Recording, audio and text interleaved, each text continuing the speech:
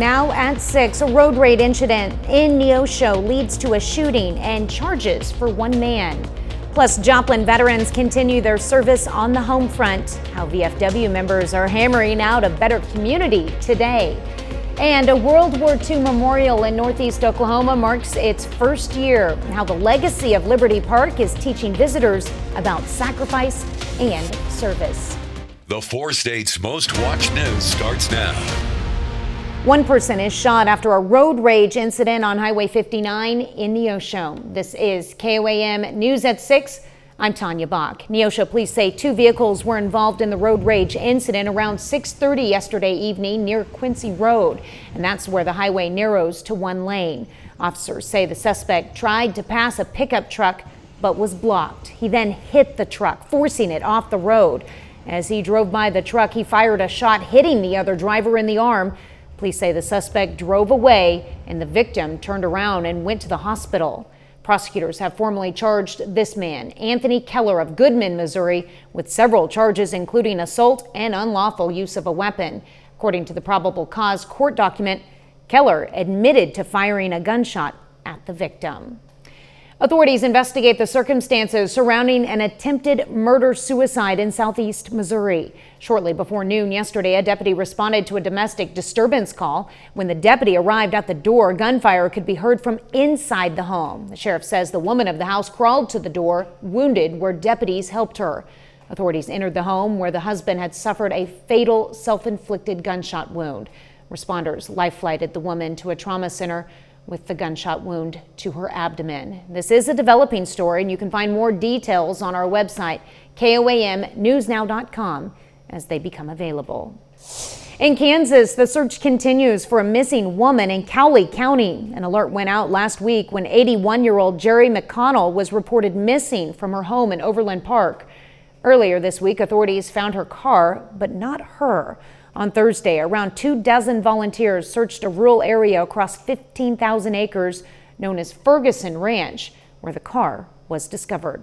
It's extremely difficult, mainly because of the terrain.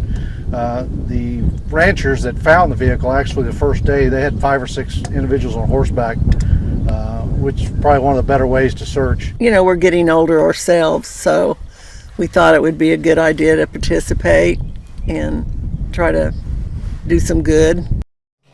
Sheriff's Office is now calling this a recovery mission. Chief Meteorologist Doug Hetty joins us now with a first look at weather.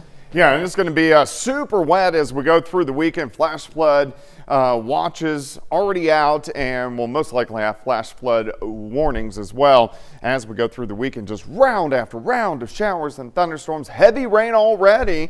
Some thunder moving through southwestern Missouri and then back through northeastern Oklahoma and southeastern Kansas. Some of these complexes, some storms are a little bit stronger, behaving though, staying below severe limits. Right along I-49, of course, very heavy amounts of rain. Picks up again once you get into Ottawa County, and we're going to have periods of this as we go through the evening hours. But I think the beefier guys start to move in right around midnight. Let's go through time. Look at the showers and thunderstorms. Here's 1 o'clock in the morning, and here's where we have a little bit of a concern is going to be this big line. Very gusty winds. We could see very strong winds, 60, 70, 80 miles per hour late tonight into tomorrow morning. We're going to look at the whole weekend forecast here in a bit. All right, thanks, Doug. Well, this morning, VFW Post 5293 in Joplin held its VFW Day of Service, where area veterans are able to collaborate with and contribute to their communities. The VFW partnered with the Joplin Area Habitat for Humanity, and the veterans will help aid in one of the construction projects. The VFW has been great to work with, and we're dedicated to the veteran community and our housing efforts through our repair services, our small repairs, our large repairs, and through new home construction. So it's great to have partners like the VFW 5293. So they're willing and ready, and we have work for them to do. Okay. Today's event is held in conjunction with the VFW's month-long focus devoted to service projects around the country. Memorial Day honors the men and women who gave their lives for our country. And several events throughout the weekend will give folks the chance to do just that. And one of those events is the first anniversary celebration of Legacy of Liberty World War II Memorial Park at the Shangri-La Resort on Grand Lake's Monkey Island. As KOAM photojournalist Ty Park shows us, The event reminds us to contribute to our community and remember the lessons of history.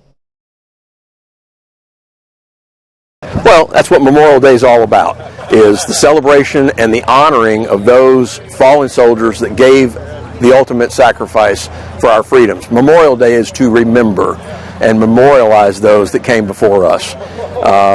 We took the opportunity today to bring that forward to remind people how important it is to take the leadership that was shown by these people in that period and put it into today's activities so that 80, 100 years from now, what that flag stands for and everything behind it continues to endure, and the liberties and the freedom of our country stand tall. Education parks like this, Liberty, are great tourism destination areas. You know, we have a lot of people who tour military parks such as this education center, and I just want to be a part of this great first year anniversary of this park. This is an opportunity for people coming to be educated, like we already said, about World War II, the history of our United States of America. As a nation, we've become pretty soft.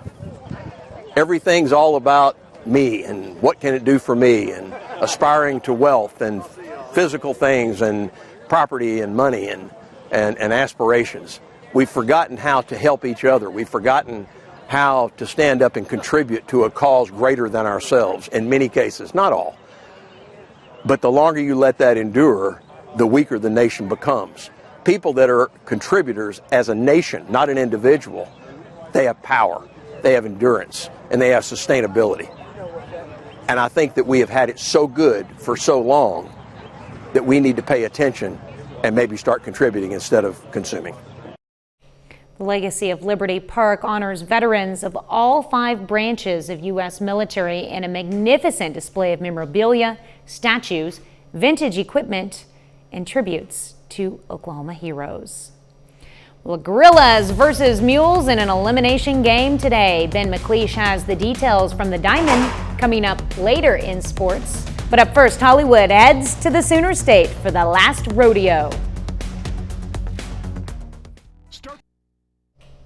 What would you sacrifice to help your family and have a shot at redemption? That's the question posed by a new movie opening this weekend, filmed in Tulsa, Collinsville, and Owasso, Oklahoma. David Daniel has a look. I'm here with Billy Hamilton, champion of the PBR. He's good. Not as good as you. Not as good as I was. Neil McDonough is a former bull rider in The Last Rodeo. You nearly killed yourself riding bulls, and you wonder why I don't want my son following in your footsteps. Then his grandson has a headache that turns out to be much more. He has a brain tumor. Your insurance will only cover roughly 40%. Are you going to be able to pay the difference? It could be $250,000. I can't afford it. I have no money. There's no way. So Joe decides to return to the rodeo ring to help his family. PBR Legends Championship is this weekend. $1 million for first place. Have you lost your mind? You will not get on that bull. McDonough came up with the story while on the road for work, missing his wife. The idea came into my head: write a film, Rocky on a bull, for an older guy who has to go back and save his grandson's life because he is dying from the same brain tumor that his wife died of. It's like, where did that come from? Do you remember the last time you rode? I had to clean you, bathe you, walk you. I thought the conceit that Neil had in the script was actually quite brilliant, because he's a person of faith, but the character he plays isn't. He's lost his faith, and he's hurting. McDonough trained with professional bull riders for the role. Director John Avnet calls the star a classic Western hero. He's wearing this cowboy hat, and he wears it, and he looks like he's in the right place. You put him on a horse, he's in the right place. You put him on a bull, he's in the right place. Well, will the Cinderella story continue here? Tiny Tim and here we go. In Hollywood, I'm David Daniel. Well, The Last Rodeo is in theaters today. A little later, Ben McLeish has the latest on the Cardinals and Royals, and that's coming up in sports. Plus, we have thunderstorms rolling in all weekend long. I'll have those details coming up next. Well, we have showers, we have thunderstorms moving through now and really all weekend long. This is why we have a flash flood watch out, because we are going to get heavy amounts of rain, anywhere from 2 inches on the low side upwards to 8 inches on the high side across the region. A lot of people hitting the lakes, camping, going floating. Watch it with the rising waters as we go through the weekend. All right, bands of showers and thunderstorms have been pushing through over the past couple hours. These have been mainly behaving. We have had a couple low-grade severe thunderstorm warnings, which we're going to look at here shortly. But there's a big batch of thunderstorms which is developing in eastern parts of Colorado. That is going to scream toward us later on tonight and give us a much higher severe threat. Still not a great severe threat, but it's definitely higher. All right, we do have a severe thunderstorm warning just to the southeast of Veneta, and this is for hail, quarter-size hail, moving across Grand Lake as we go through about the next 20 minutes. Pretty good showers and thunderstorms, Fort Scott, Girard, Lamar, right down I-49, heavy amounts of rain, Mount Vernon to Monette, and then of course you can see that severe thunderstorm warning. Pretty good cell moving across Ottawa County as well. All right, level 2 out of 5, severe threat tonight. Main threats, wind and hail. You can see this in the yellow. As we go into Saturday, level 2 again, main threat, wind and hail, but a good chunk of the region, and that's mainly going to be tomorrow night. Sunday, level 2 threat, wind and hail, mainly northeast Oklahoma into northwestern Arkansas. Rain, periods of it, all evening, really go up late tonight into tomorrow morning, and then we'll start to trail off as we get into tomorrow afternoon. All right, let's walk through time.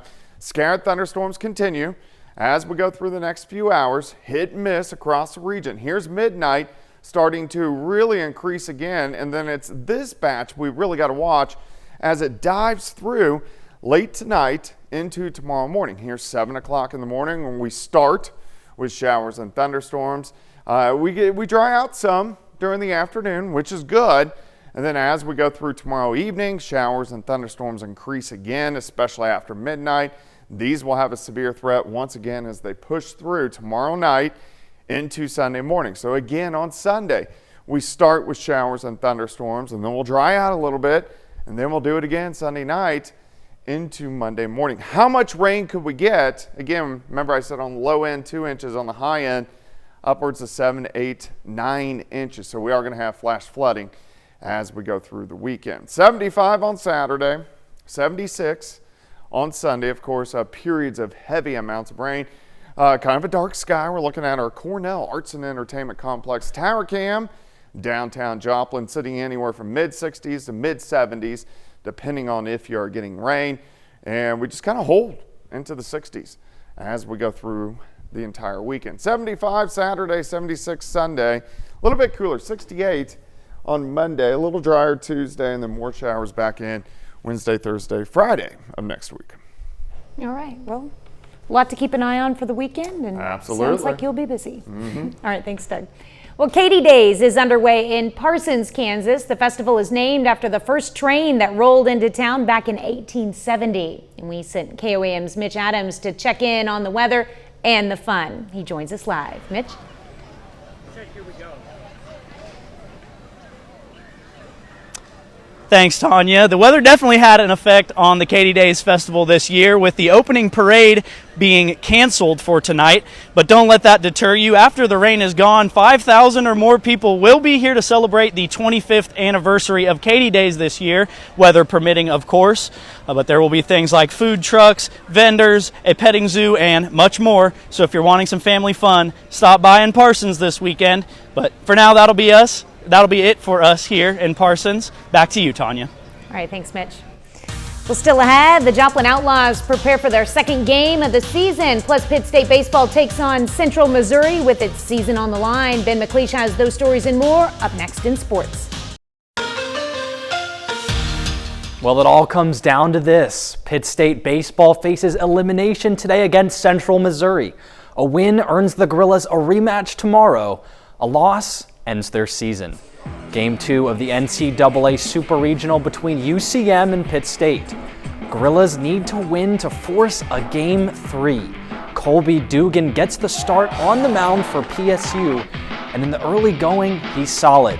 The KU transfer racks up 3 strikeouts through the first 3 innings. But in the top of the 4th, runner on base and Central Missouri's Chase Wilcox at the plate. He crushes this pitch to deep right and gone, which opens up a 4-0 lead for the Mules. Gorillas in need of a response, and in the bottom of the 5th, they get one as Ricky Sanchez gets all of this pitch. That's gone for a solo homer. It's now 4-1. Next inning, runner on base, and Grant Hollister at the plate connects to deep left field.